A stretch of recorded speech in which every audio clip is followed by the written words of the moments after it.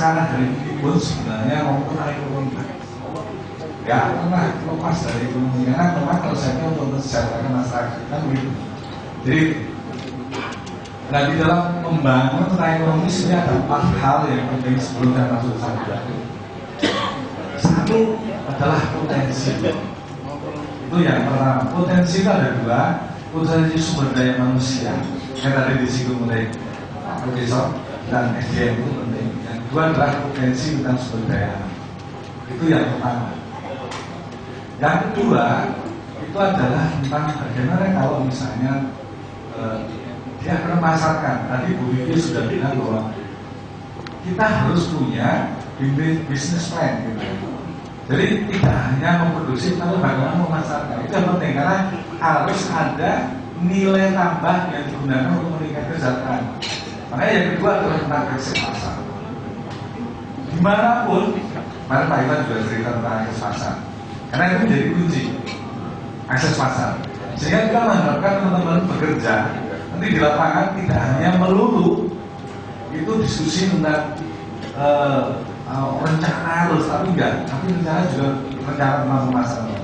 Saya tidak akan bicara semuanya, kalau semuanya nanti berarti sangat konkret sekali.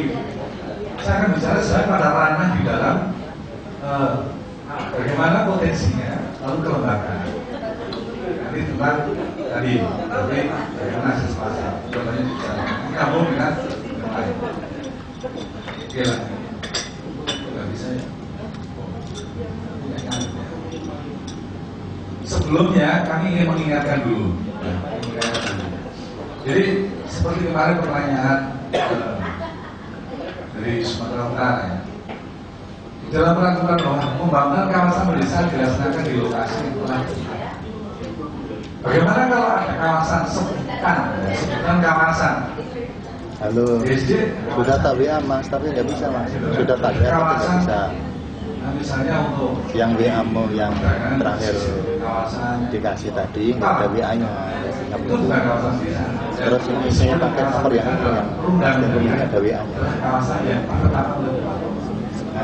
kemarin sudah kita cerita, itu jadi konsep yang benar. Nah, apa yang harus dilakukan sebenarnya kalau kasih ini aja ya agak ini. Kami mencarikan dasarnya. Kali tugas kita apa? Di dalam undang-undang di situ dikatakan itu. Nah, di sini undang-undang 5 di situ ada tim koordinasi pembangunan kawasan desa. Jadi secara strukturnya sudah jelas sebenarnya bahwa tugas pusat pemerintah provinsi kabupaten dia punya mandat untuk melakukan pengawasan. Dalam apa? Menjalankan undang-undang. Gak ada sanksi lagi. Ini kan soal. Oke, terus kita akan membicarakan kerjasama. Jadi kerjasama itu ada beberapa. Sebenarnya kita bedakan. Nanti kita juga akan bicarakan lagi. Kan begitu. Jadi harus dibedakan. Yang berikutnya kerjasama itu adalah pikiran kemasyarakatan sampai kepada urusan pembangunan dan sebagainya. Itu pembangunan. Munculnya adalah lokasi kawasan pedesaan supaya memudahkan saja sebenarnya. Kalau keamanan terlibat kita belum ada contohnya, ya. Tapi ada beberapa daerah. Contoh keamanan terlibat, dia sepakat desa-desa membuat peraturan bersama. Untuk apa? Tertib di lokasi itu tidak boleh merokok, misalnya gitu. Itu juga bagian dari kerjasama mereka. Dalam bidang apa? Ketertiban. Gitu. Jadi bisa terjadi. Di Jakarta sini ada kelurahan. Dia sepakat di kelurahan itu untuk menjaga keamanan. Bikin peraturan bersama, tapi kelurahan. Gitu. Namanya bukan kerja bersama, bukan peraturan bersama kepala desa, tapi perjanjian bersama. Bedanya di situ. Kalau desa kan peraturan bersama, kalau dia perjanjian bersama. Jadi dia beberapa kelurahan ketemu di situ di link karena di situ daerah rawan, ditutup dengan portal setiap jam sekian hanya satu tutup. Contoh seperti itu, realnya ya, menjadi masalah. Kami akan menjelaskan sedikit kembali lagi kepada yang di BNPM, karena nanti pasti Bapak Ibu di lapangan, terutama pendamping akan ditanya. Itu ya, karena dekat dengan masyarakat. Yang kedua, provinsi pasti akan ditanyakan juga. Mungkin isu-isu UPK menjadi apa sudah menjadi isu nasional, gitu ya. Nah, kita ngomong desa. Sebelum ke sana ngomong desa. Desa itu adalah kesatuan masyarakat hukum yang punya batas wilayah, yang punya kewenangan untuk mengatur dan mengurus. Siapa yang diurus adalah kepentingan masyarakat berdasarkan prakarsa. Jadi kalau masyarakat itu dia membutuhkan desa itu untuk melakukan kesepakatan, desa lah yang sebenarnya berhak dan dia punya kewajiban untuk fasilitasi. Karena ini bagian dari kewenangan desa untuk mengatur dan mengurus. Gitu. Jangan sampai nanti dia akhirnya menolak. Ini ada aspirasi dari masyarakat, oh tidak bisa.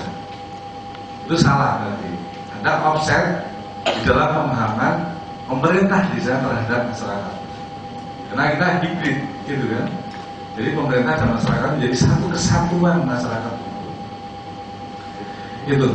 Nah ini nanti mohon untuk dibaca saja karena ini bagian dari itu. Ini saya akan menggambarkan polanya dulu tentang UPK ya. Jadi mudah-mudahan kita nggak lama kita akan sudah keluarkan beberapa tunjuk Indonesia ya. Dua pengertian di situ kalau kita ingin bahwa telah badan hukum. Jadi bisa betul dengan PT atau lembaga yang ada di dalam BUMN desa sama dengan ilustrasi di negara. Ada BUMN gitu misalnya, di situ ada PT PLN, PT apa, PT Angkasa Pura, itu bagian dari BUMN semua sih. Bagian-bagian ada direksi-direksi yang sama dengan di desa nanti kalau sudah desa bersama, di situ juga bisa begini saya disepakati bersama. Ini contohnya. Jadi yang membedakan keputusan. Ketika di dalam FAD dengan BKAD ini menjadi pengambilan keputusan untuk khusus ini. Sehingga di UPK sendiri jangan sampai pada khawatir bahwa nanti pengurus UPK-nya akan berbeda dan sebagainya. Tidak. Kita akan mereka sendiri akan mengatur di dalam posisi ini. Ini adalah model struktur yang kita tawarkan sebenarnya kepada di lapangan supaya tidak menjadi benturan yang dasar ketika ada kepentingan masyarakat. Jadi intinya di dalam pengelolaan nanti menentukan dasar hukum ini, satu adalah kita ingin memperjuangkan dana bergulir masyarakat dan miliknya masyarakat menjadi miliknya masyarakat itu sendiri. Gitu. Jadi kalau menjadi PT atau KAD atau apa, ya, gitu ya, itu menjadi miliknya anggota bukan milik masyarakat.